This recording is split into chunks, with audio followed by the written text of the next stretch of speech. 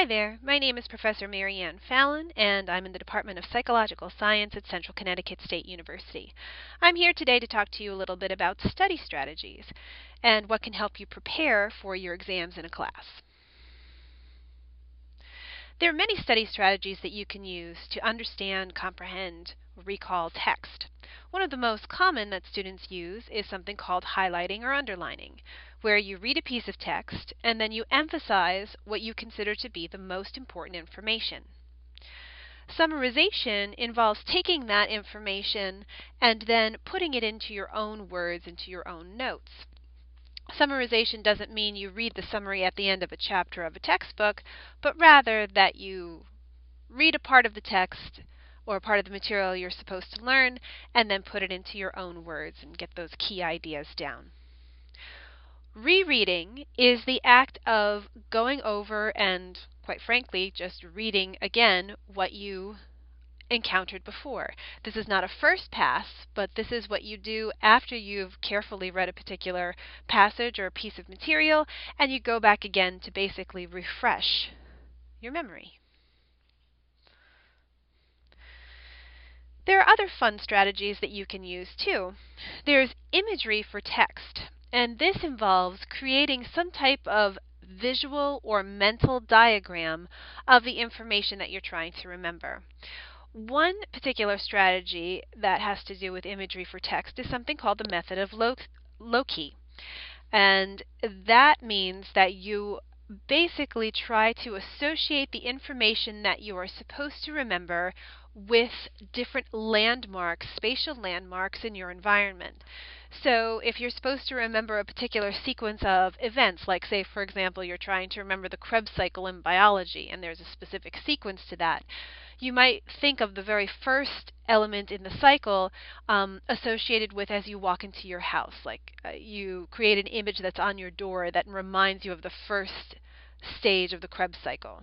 And then when you come into the house, what's the first thing you do? Well, you hang up your coat on the coat rack. And then there would be another image that represents the second part of the Krebs cycle, and so on and so forth. There's another strategy called the keyword mnemonic that is also based somewhat on mental imagery. This involves trying to remember the meaning or definition of a particular word by creating a mental image that incorporates elements of that particular word. So for example, if you were trying to remember the term hippocampus, the hippocampus is a structure in the brain that is extremely important in memory, both memory for information, verbal information, but also spatial information. So if you wanted to try to remember the word hippocampus and what it means, perhaps you can imagine a hippo trying to make his or her way around CCSU's campus. So maybe looking at Marcus White over there. Elaborative interrogation involves actively reading a text and trying to figure out why something makes sense. So instead of just accepting what's in a particular text, you instead actively sit there and try to figure out, well, why does that actually make sense? Why do things actually work that way? Self-explanation is somewhat similar to elaborative interrogation, but instead of asking why, you basically continue to create a network of bits of information. You think about how things are related so that you can develop more and more connections between the concepts that you're trying to learn and the concepts that you've already learned. The final three strategies we're going to talk about have to do with practice. Practice testing involves engaging in activities that are very much like the activities that you're going to be evaluated on in a class. So if your professor, for example, has a companion website to the text and that text offers practice testing such as multiple choice questions, and it just so happens that your professor uses multiple choice questions on the test, then this practice testing, this act of getting yourself ready to answer the types of questions that you're going to see on your upcoming test, can help you perform better. There's also a type of practice called distributive practice, and this means that you space your practice over time. So instead of studying 5 hours the night before the test, you spend 1 hour a day for 5 days before the test studying. Interleaved practice has to do with how you encounter the content that you're supposed to remember. So let's say you have 3 chapters on your upcoming test for your foreign language class, and you have to remember a lot of vocabulary.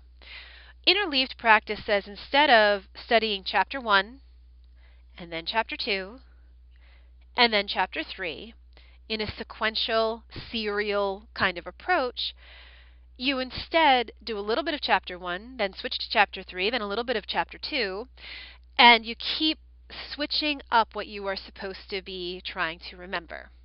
And the notion is that even though interleave practice is hard when you're engaging in the practice itself, when you actually get to the testing situation, you're now ready to encounter whatever happens to be on the test. And sometimes the information is going to be from chapter 3, then you head back to chapter 1, and then you head back to chapter 2. So it allows for more flexible thinking and problem solving when you have a test that has all different types of questions jumbled up. So you may be asking, well, these sound like great strategies. I might even use some of them, but which ones have been shown to be the most effective? Well, the answers may actually surprise you.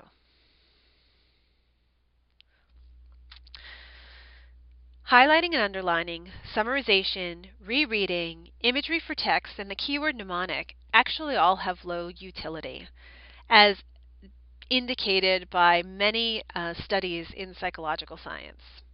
Now, this is not to say that for some people these strategies do not work well, but we're talking in terms of generalizations and as a group.